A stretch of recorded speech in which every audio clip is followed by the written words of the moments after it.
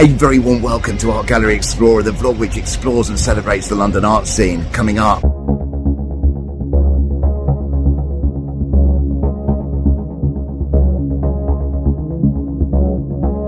Yes, I'm here today at Whitechapel Art Gallery in East London, where I'm about to go into a show I've been looking forward to since it was announced.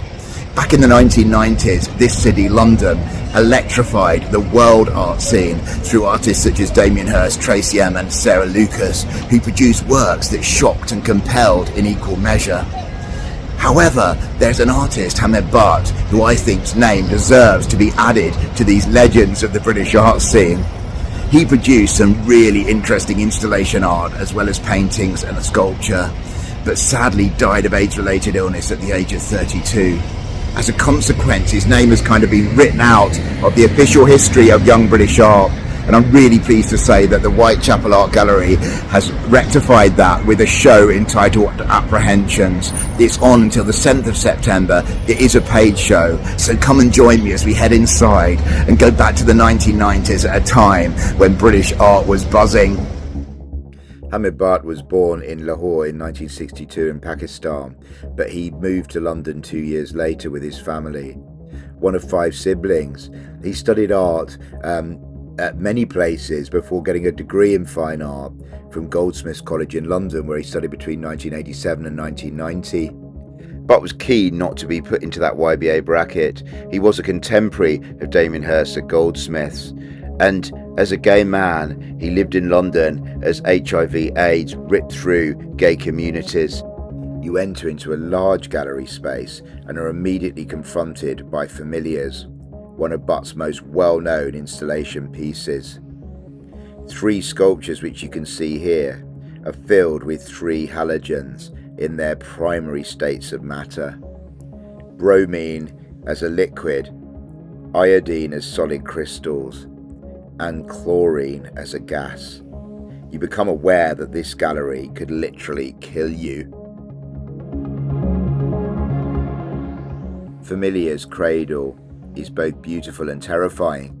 It resembles Newton's cradle and invites you to flick one of the glass balls so that they clink together. Yet each of the 18 glass spheres are vacuum sealed and filled with the distinctive yellow of chlorine gas.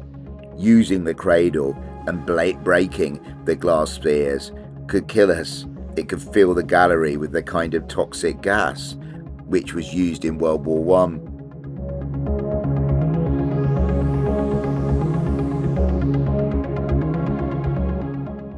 Another deceptively beautiful sculpture is Familiar's Hypostasis. You immediately notice that the 3 metal poles bend upwards to create an arch, redolent of Islamic architecture seen in Pakistan and southern Spain. Spain, as we will see later in an interview with Butt, fascinated him more than any other European country. The tips of the curved poles are filled with bromine, used in the manufacture of disinfectants, sedatives and petrol, but also a carcinogenic toxin that can burn the skin. Finally, we see Familiar's Substance Sublimation Unit, a steel ladder made up of glass rungs, each filled with an electric heat element and solid iodine. As the electric current climbs the ladder, the iodine crystals vaporize and turn into a hazardous yet beautiful purple vapor. When this leaked in 1995, it caused, famously, the evacuation of the Tate. There is so much going on in this installation. It's called Familiars because of familiarity and family, but also another reason, as Bud explains. Apologies for the sound quality, which is poor, but hopefully you can pick up what Bud is saying from the subtitles which accompany this very short clip of the interview. This video basically, I took over by your help. Familiars, can you explain that to me? Yes. What does this word? What does this mean? This word? A whole lot of sentences. There's something to hear. Okay. Okay, the word is medieval kind of concept, which is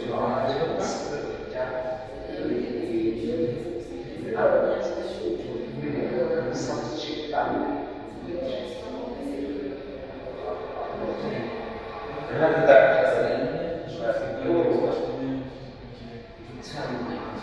It's that is not in myself. In my opinion, it's one of the great pieces of this era, up there with YBA famous works like Tracy Emin's Bed or Damien Hirst's The Physical Impossibility of Death in the Mind of Someone Living. There are clear references to religion in the Islamic architecture and Jacob's Ladder, but also Butt was diagnosed with HIV in 1987, and this is surely about making us feel the fear of such a diagnosis.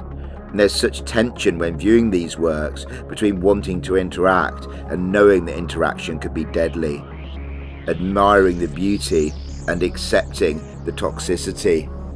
Despite being most well known for producing installation art, Butt was drawing and painting throughout his whole artistic career. They were a really important part of his output, and many of the drawings in this show have not been exhibited in London since the 1980s. In fact, some have never been shown at all before. Butt often dismisses the early works, which you're seeing now, as derivative. And in the interview that you've just seen, he said he changed his style when he realised, quote, how much of a copycat I was being. And you do see clear influences of Matisse, Picasso, André Masson, Cocteau. But also I did find some of them really beautiful. And we see repeated motifs of arches, light bulbs and the male nude, which hint at some of Butt's aesthetic interests. It's interesting as well that Butt never saw himself as part of that YBA scene, despite being at Goldsmiths at the same time as Damien Hirst. He was separate from it, and you kind of see that in his works, despite there being many similarities between his installations and the work of the YBAs.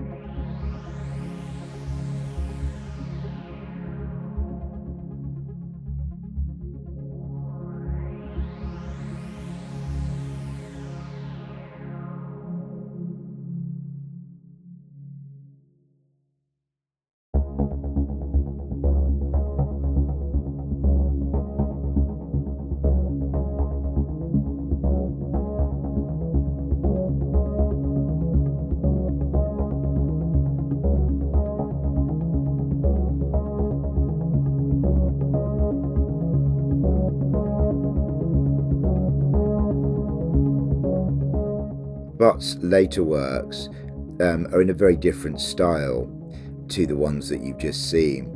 And the exhibition explains that this shift was partially caused by his recognition that I've mentioned, that he was kind of too enthralled to the modernist masters who he loved, but also because he was massively extending his reading in critical theory and was politicised following his HIV diagnosis aged 27.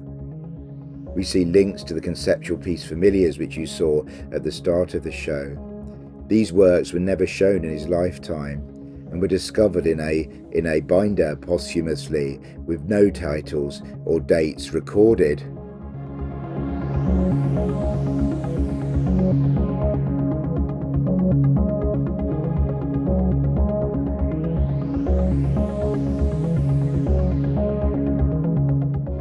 The Triffids works, mainly using pastels, was produced during the development of his breakthrough installation Transmission, his graduate installation from Goldsmiths. The Triffid motif was taken from John Wyndham's sci-fi novel Day of the Triffids, and it's a recurring motif for Butt. The Triffids often follow, as you can see in this work, a perforated line of intent. and the exhibition draws comparisons between this line and the ominous line of intent that an HIV/AIDS diagnosis in the 1980s and early 90s led to before drugs had been developed to effectively treat the illness.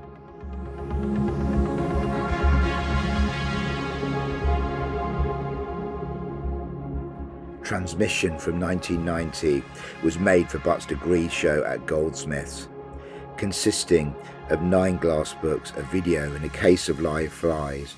It saw Butt respond to the AIDS crisis. The central component is a circle of 9 books, each made of 9 sheets of glass etched with a triffid. The circular layout draws from the presentation of the Quran at an Islamic funerary rite. The books are lit by ultraviolet light, which looks gorgeous but can be harmful to the eyes, hence you're encouraged to wear safety goggles. The books provide a contradiction between the transmission of information and our human capacity to safely receive it.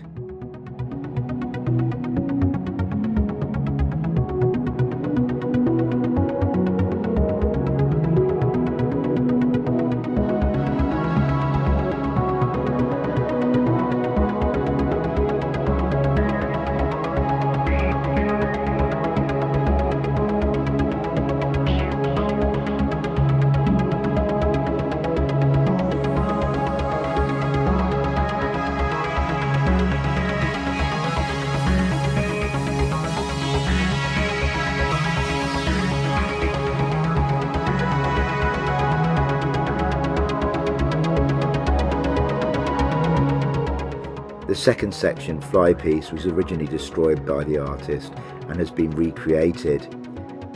The gold-lettered transmission, which you can see here, is above what seems to be a notice board, maybe from a church or a hospital. Inside, haiku is printed onto sugar paper pages, and this is clearly about the HIV crisis, blind fear, blind faith. Black flies hatch in the catnip, feed off the sugar paper, and then die. A month after this was produced, Damien Hirst exhibited 1,000 Years, which was bought by Saatchi and became one of the most famous works of this period. And in 1,000 Years, maggots hatch into flies, feast on a severed cow's head before being zapped by UV light. Butt destroyed this work. Why, we can only imagine. Was it because he was feeling ripped off by Hirst? We'll never know, but it's an interesting part of art history. This video piece I haven't much filmed much of because it's really hard to see, but it forms the third piece of Transmission as an installation. The archive section contains material related to Butt's work, and the beating heart of it is the emotional interview with Butt, where he's lying on a couch talking about his art. Other archive material includes this video news report of when his Familiar's sculpture caused the evacuation of Tate Modern when it leaked, and a range of other archive material as well. It's worth saying that this archive is accessible free. It's not part of the paid exhibition, so you can just pop in and see it. What is it, art lovers, about the Age 32 and the London art scene this year? We've had our hearts broken by that wonderful exhibition at the Barbican Gallery, where we ended the show with a video of Noah Davis talking about his practice, and he tragically died at the age of 32, way too young, and with so much more to produce. And now Hamad Butt is showing at Whitechapel again. We see a video of him quite ill but lying on a couch, and we feel his energy, and we feel that there is so much more that he wanted to produce, and again he died at the age of 32. I do appreciate this exhibition won't be for everybody, but for art lovers who love installation art or love that young British art period of the late 80s and early 90s, then this show is an absolute must-see. I always think about these shows in terms of the good, the bad and the beautiful, and clearly if we start with the good, it is the 2 installations which bookend the show. Tragically, these are really the only 2 major installations that Hamad Butt produced. Familiar's in the first big gallery space has so much going on. in terms of the links to religion, the links to the HIV crisis, the physical beauty of the works, and the ultimate terrifying danger that if someone slipped, that could become a very serious situation very, very quickly. And this work deserves, in my opinion, to be up there with the great YBA installations by Damien Hirst and Tracy Emin and Rachel White-Reed, etc. As a really important and well-known work. It's owned by Tate, and I'm so glad that it's on show here, and it's beautifully shown, by the way, in this big gallery space. Apparently, when it was shown at Whitechapel Gallery originally, it was a packed opening, as you can imagine, and people were getting closer and closer to the chlorine gas cradle, for example, and it must have been quite a terrifying experience being there. And Transmissions is aesthetically, or the middle bit of it, the circle of books, is really beautiful as well. And then there's that case with flies, and it did really make me wonder whether Damien Hirst had his idea for 1,000 years before seeing this, or whether he was inspired by it. We know that Hamad Butt destroyed it when 1,000 Years became really famous, but I don't know personally anything more than that. But it did remind us of what an innovator Hamad Butt was. This was his graduate show, a really interesting show, a really interesting installation, where again so much is going on with the triffid and the relations with religion, and then the flies and the kind of verse as well. It's just an art which makes you think. And I know the YBAs get a very bad press these days, but at their peak they produced art which was shocking, yes, but ultimately deeply conceptual. It made you think. So I love those two. In terms of the bad, I did enjoy seeing Hamad Butt's paintings and drawings in those middle galleries, but they clearly are overshadowed by the installation pieces at either end. And that was so frustrating to wonder what fantastical installations Hamad Butt would have come up with, as well as probably continuing to draw and paint, because the exhibition makes clear this was an essential part of his practice. And I would say, I think that £15 is a tiny bit expensive for what is quite a small show. Although, having said that, if you're a YBA fan, then you must come and see these installations. They haven't been seen in London for a while. And also, there are lots of generous discounts for NHS workers, for students, for people with disabilities, for Art Fund members, etc. So maybe it won't cost the full £15 or £16 plus with a donation. In terms of the beautiful, Familiars was my favourite work. I just love the concept. I love the physical beauty of it, and also the danger of it. And also sitting watching the video, which I've shown you bits of as well, was really moving. Hamad Butt was very ill when this video was filmed, but he was still, as every great artist will be, like Noah Davis was, fizzing with ideas. So that was a real highlight. Overall, and I'm giving this an 8.5 out of 10.